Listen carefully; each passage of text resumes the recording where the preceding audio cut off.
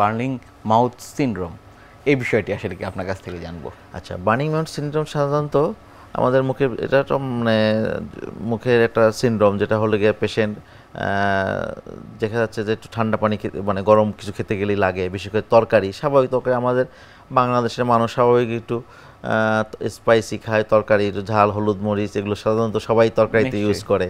হ্যাঁ, তো এটা পেশেন্ট খুব কষ্ট পায়, একটা খাবার কিছু খেতে গেলে। অনেক পেশেন্ট এরকম আসে যে বলছে আমি শুধু সেদ্ধ করে খাই, পেঁপে সেদ্ধ করে খাই, আর কিছু খেতে পারি না। হ্যাঁ, কিছু খেলেই খুব জলে, খুব মানে জীবনটাই আমার খুব অবস্থা, খুব অসহ্য অবস্থা কিছু মানে।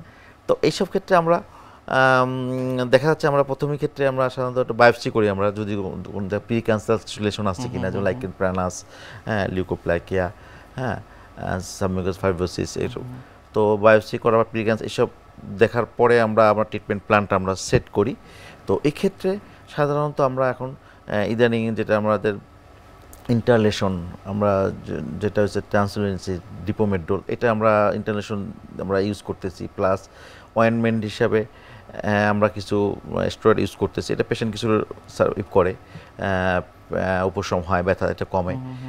হ্যাঁ, তো আর একটা হলো এইসব পেশেন্টের আমাদের ফলো আপে রাখতে হয়, কারণ এই মানে প্রি ক্যান্সার লেশন যদি কোনো পেশেন্টের হয়, এটা আস্তে আস্তে দেখা যাচ্ছে লং টার্মে যদি এটা আনট্রিটেড থাকে, হ্যাঁ, পেশেন্ট এটা ইগনোর করে যায়, হ্যাঁ, তখন এটা দেখা যাচ্ছে মেলিগনেন্সিতে টার্ন হওয়ার একটা চান্স থাকে। তো অনেক পেশেন্ট দেখা যাচ্ছে অনেক আগে লিউকোপ্লাকিয়া হয়তো বা হিস্ট্রি ছিল, পেশেন্ট হয়তো বা ট্রিটমেন্ট ওইভাবে আমরা করে নাই, তো পেশেন্ট দেখা যায় একটা পর্যায়ে দেখা যাচ্ছে কার্সিনোমার দিকে পেশেন্ট টার্ন করে।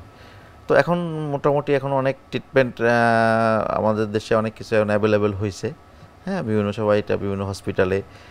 তো এই ক্ষেত্রে আমি পেশেন্টের কয়েকটা জিনিস সবাই খেয়াল রাখার জন্য আমার অনুরোধ রাখবো। একটা হলো গিয়ে যদি কোনো মুখে জলে, হ্যাঁ, তো এটার জন্য বসে থাকবেন না, এটার জন্য অবশ্যই, হ্যাঁ, নিকটস্থ যে কোনো সরকারি হসপিটাল বা কোনো বড় হসপিটাল বা কোনো ডেন্টাল সার্জন, ম্যাক্সিলোফেশিয়াল সার্জন, তাদের কাছে শরণাপন্ন হবেন, এটা ট্রিটমেন্ট শুরু করবেন। আর একটা জিনিস হলো গিয়ে মুখে কারো যে ঘা হয়, হ্যাঁ, অনেক সময় দিকে নর্মাল কিছু অ্যাপথাস হতে পারে, ব্যথা প্রচণ্ড, এটা হয়তো বা 7 দিন থেকে ম্যাক্সিমাম 10 দিনে এটা ঠিক হয়ে যায়।